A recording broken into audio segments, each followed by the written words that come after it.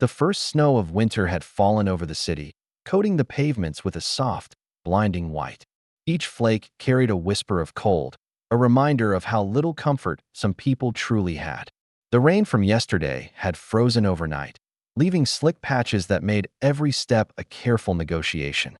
Footsteps on concrete echoed in the empty early morning streets, punctuated by the distant hiss of bus brakes and the city hum that never fully slept. James, barely 16, tugged the frayed edges of his oversized coat tighter around himself. The sleeves hung past his fingertips, threading loose from years of wear and mending. He glanced down at his shoes, scuffed, soaked, and silent witnesses to nights spent curled against cold stone. In his pocket, a crumpled photo fluttered against his thigh, a younger James with his mother, smiling. Unaware that circumstances would pull them apart, that he stopped in front of a sleek black car, parked too close to the curb, windows frosted over. The billionaire who owned it was nowhere in sight, likely attending some gala or private meeting, but James saw an opportunity. His gloved hands trembled against the icy windshield, scraping away the frost with a chipped plastic scraper he'd found days ago. The distant siren blared, pulling James's attention to the world moving without him. A bus squealed past, brakes hissing, tires slicing through slush. The city was alive, indifferent. He wiped sweat off his forehead with the back of his sleeve, ignoring the numb sting in his fingers. People walking by barely glanced. Some cursed under their breath, frustrated at the snow. Someone shouted. James froze, heart lurching. A middle-aged man in a business suit stomped through the slush, briefcase swinging. "You're not meant to be here, kid." James didn't reply, only continued his scrape, cheeks red from the effort and cold. Inside the car, unnoticed by James, a figure adjusted his coat, lowering a camera lens.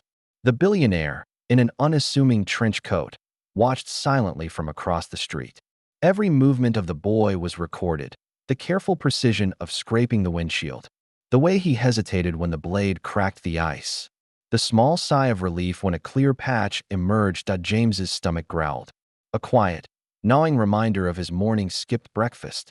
He ignored it, focusing on each streak, each patch, as though clearing the car of frost might also clear the frost in his life. A neighbor's dog barked nearby, shaking off snow. James jumped slightly, scraping a little harder. His gloves were wet now, fingers numb, but he persisted. He had a rhythm, a quiet determination, a silent pact with himself that he wouldn't let this task defeat him. A passerby stopped, watching for a moment. "Hey kid, you need help?" James shook his head, barely making a sound. He couldn't risk anyone stopping him. Today's effort might be noticed by someone bigger, someone with the power to shift the trajectory of his life. But that was just a dream he didn't dare voice. By mid-morning, a section of the car gleamed black beneath the ice. James wiped his brow, trembling fingers brushing against the frost again, ensuring he left no streak. Footsteps approached from behind. Another man, older, likely a street cleaner. He paused, leaning on his broom. "Not bad, kid. That'll catch someone's eye." James only nodded, eyes on the task. Finally, James stepped back. The car was almost spotless, the windshield clear, the snow mounded carefully around the tires. He took a deep breath, wiping his face, and for a moment allowed himself a small smile. Then, the billionaire appeared from across the street, walking briskly toward him. James froze, unsure whether to run, hide, or simply accept the unknown. "Impressive work," a calm voice said. James looked up.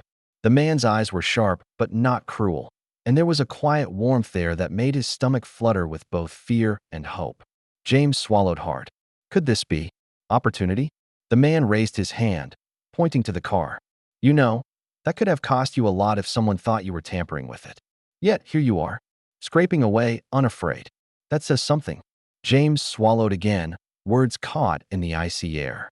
He had no idea that in this brief, quiet moment, the trajectory of his life was about to pivot in ways he could never imagine. James had expected questions, maybe even a scolding, but not an invitation. The billionaire, Mr. Sullivan, gestured toward a nearby coffee shop. "You look frozen. Ever had a proper breakfast?" James hesitated. Hunger clawed at him, but he'd been trained to be wary. No, sir. Not really." Sullivan nodded thoughtfully, leading him inside. The hiss of the espresso machine filled the small space, blending with the chatter and clatter of cups. Steam curled into the air, warm against James's chilled skin. He sat, rubbing his hands over a cup of hot chocolate Sullivan had ordered, eyes downcast.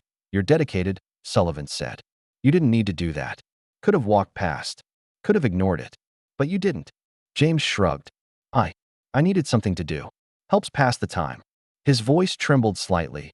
Unsure if honesty would earn favor or dismissal, Sullivan smiled faintly. "It's more than that. It's courage. Integrity. You know, most people would have ignored the frost and walked on by. You faced it. You took responsibility for something not yours." A long pause. James looked up, startled to see the billionaire watching him, studying every micro-expression. He swallowed hard, throat dry. I just do what I can."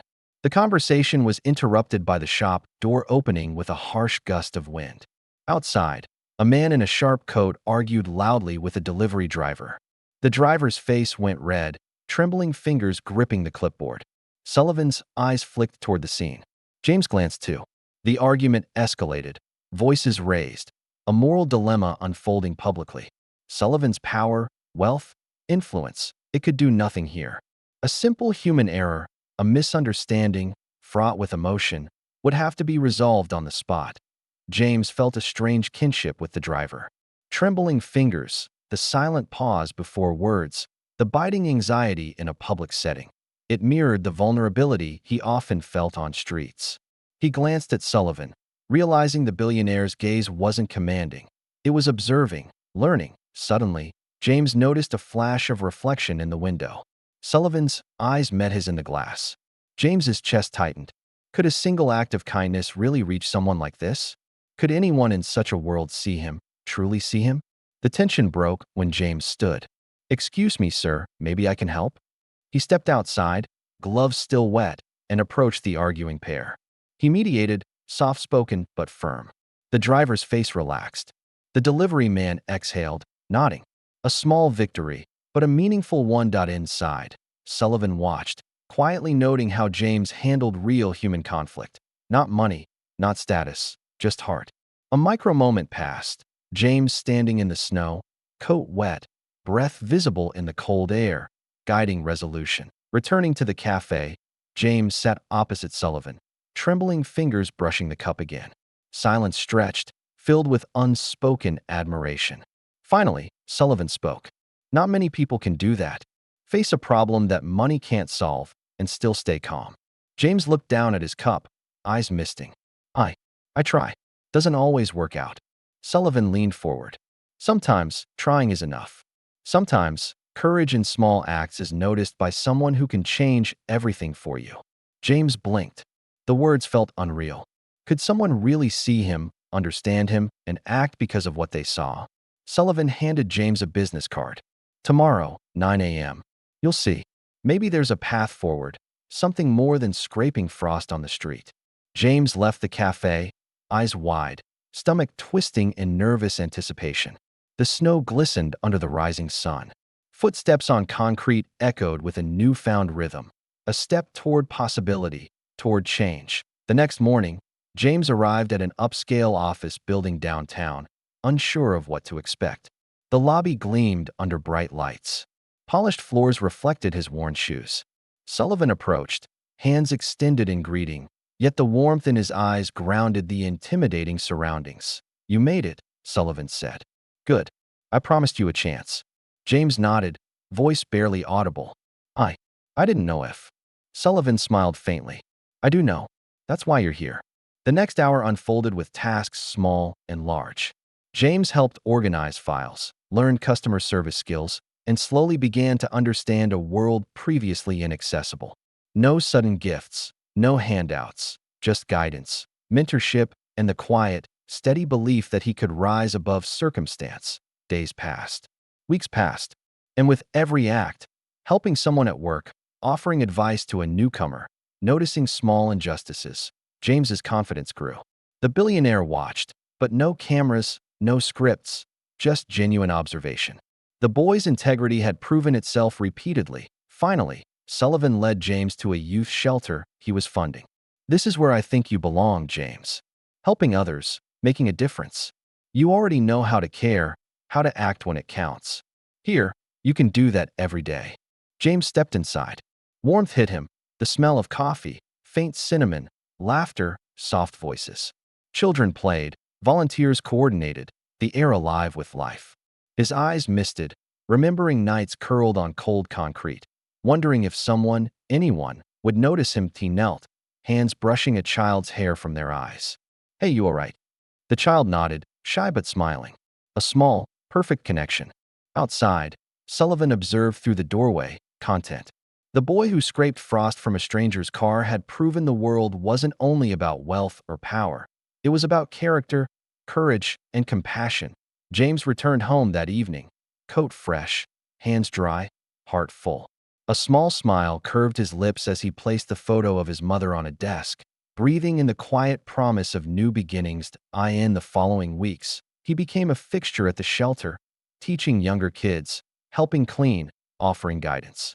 Each small action rippled outward, slowly changing the lives of others as much as his own had been changed. Final cinematic frame. James placing a hand on a child's shoulder, sunlight catching the snow outside the window, a quiet smile reflected in glass. A perfect moment of redemption and hope. Moral true wealth isn't measured in pounds or dollars, but in the lives we lift as we rise.